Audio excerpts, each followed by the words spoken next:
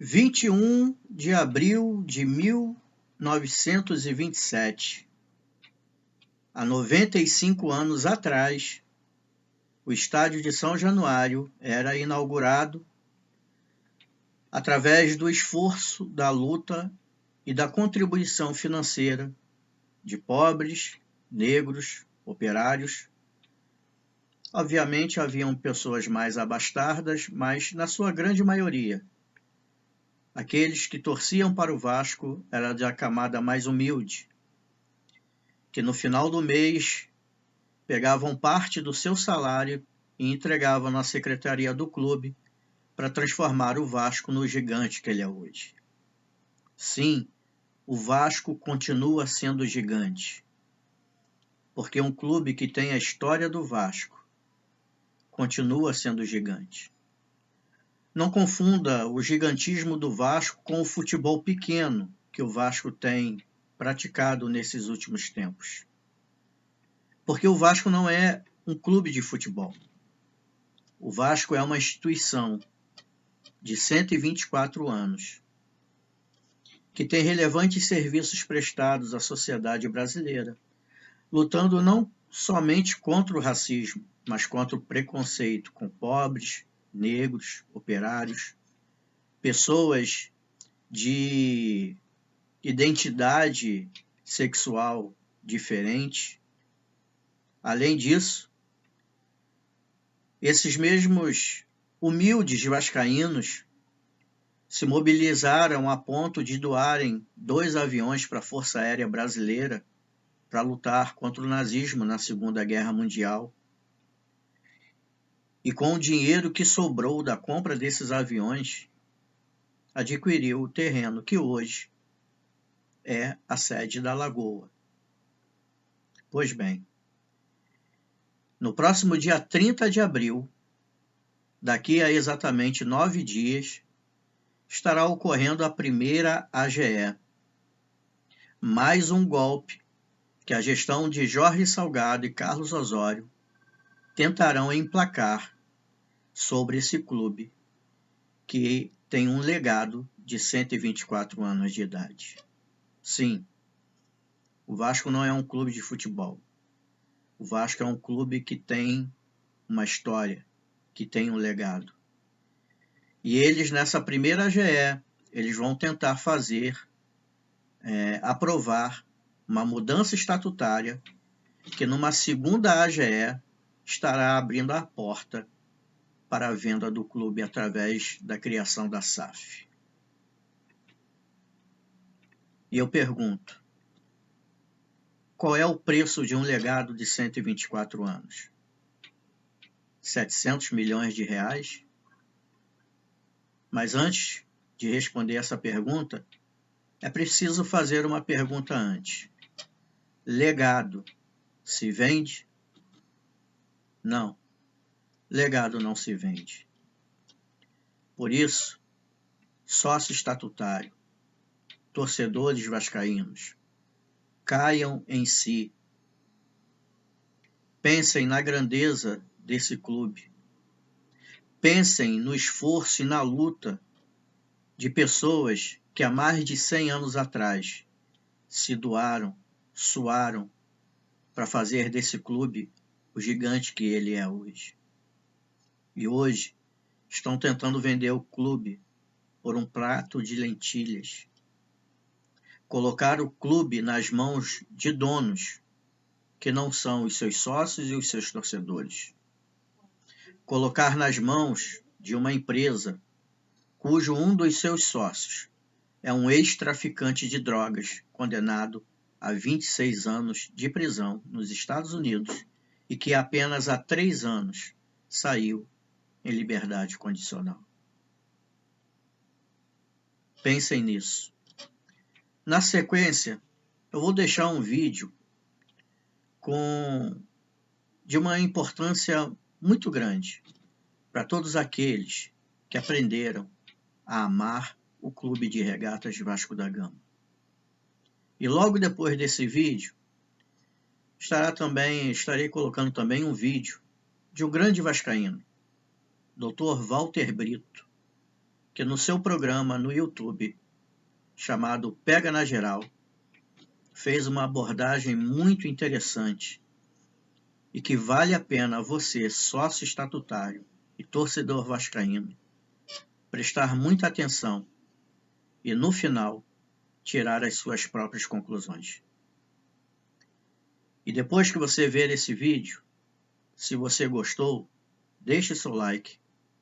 Se você ainda não é inscrito no nosso canal, se inscreva e nos ajude a alcançar o maior número de vascaínos possíveis espalhados pelo Brasil e pelo mundo, para que eles conheçam a verdade do que está acontecendo dentro do Clube de Regatas de Vasco da Gama.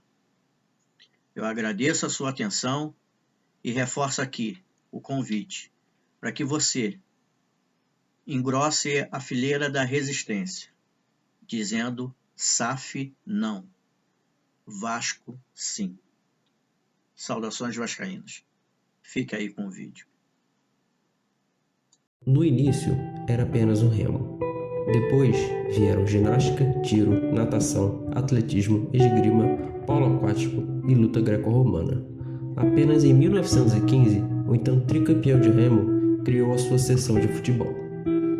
No ano de 1923, seu primeiro ano na elite do futebol carioca, o Vasco conquistou seu primeiro título com uma incrível campanha de 11 vitórias, 2 empates e apenas uma derrota, conferindo à estreante equipe sul-humana um aproveitamento de 89,3%. O vice-campeão Flamengo obteve aproveitamento de 67,9%.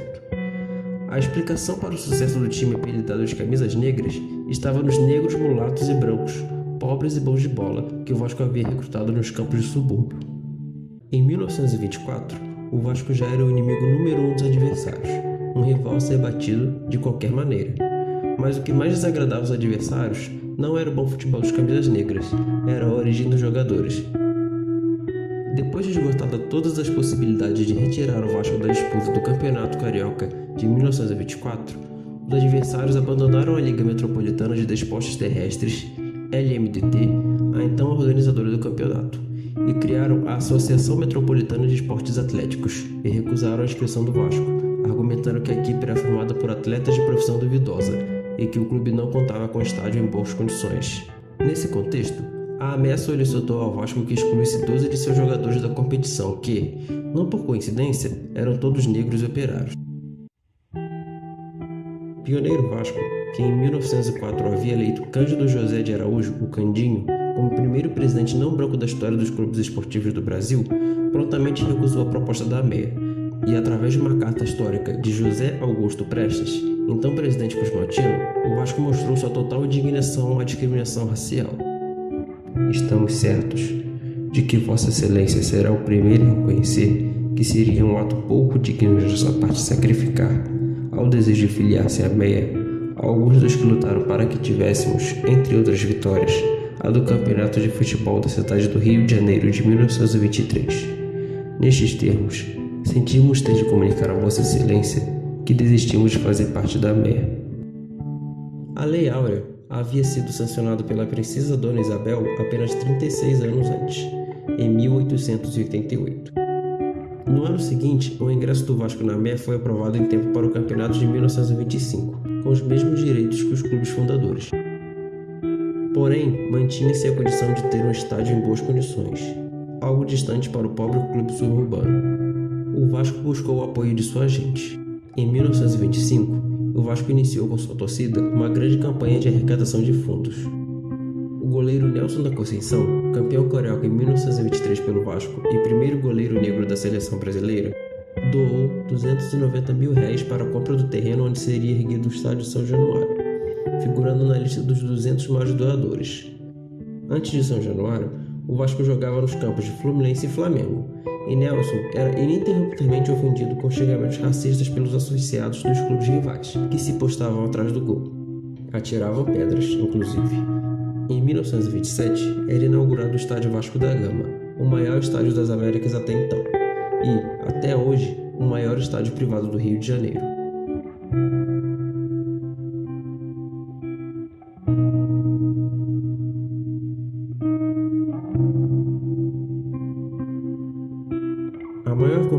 história do Vasco da Gama não é representada por um reluzente troféu prateado. É um antigo pedaço de papel, exposto com destaque na sala de troféus.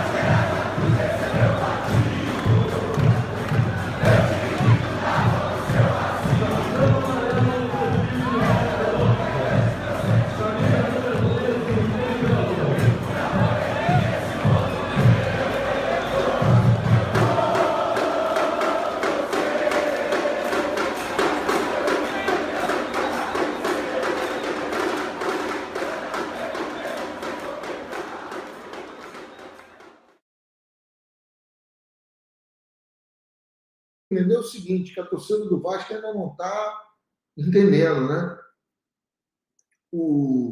Quando você faz uma SAF, você não vende só o futebol a SAF. Não são só os jogadores de futebol e o time de futebol. Você vende o ranking.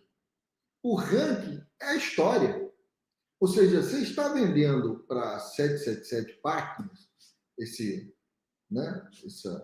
essa lavanderia, você está vendendo 4 títulos brasileiros, inúmeros títulos cariocas, Libertadores, Teresa Ferreiras, o título carioca, que foi o primeiro título carioca em 1950, conquistado no Maracanã, que deu direito ao Vasco a escolher onde acomodar a sua torcida. Você está vendendo toda a sua história, todas as suas conquistas, tudo. Você vende tudo, você entrega tudo. Você fica sem nada. Se a associação amanhã resolver fundar um novo clube, ela vai ter que fundar um novo clube sem usar o Vasco da Gama. Ela vai ter que inventar um nome que lembre Vasco da Gama. O Vasco, não sei o quê, o Vasco da Gama Navegador, alguma coisa assim. Só que esse clube de futebol que ela criar, ele terá que começar na Série D, ou na Série E, ou na Série 0, a série que estiver, que eu não sei correto. Ele vai ter que começar do nada, porque ele não tem história, ele não tem ranking. Então vejam o grau de absurdo que é isso.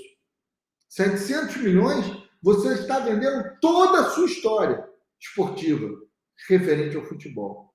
Mas tem torcedor do Vasco, inacreditavelmente, achando isso bom.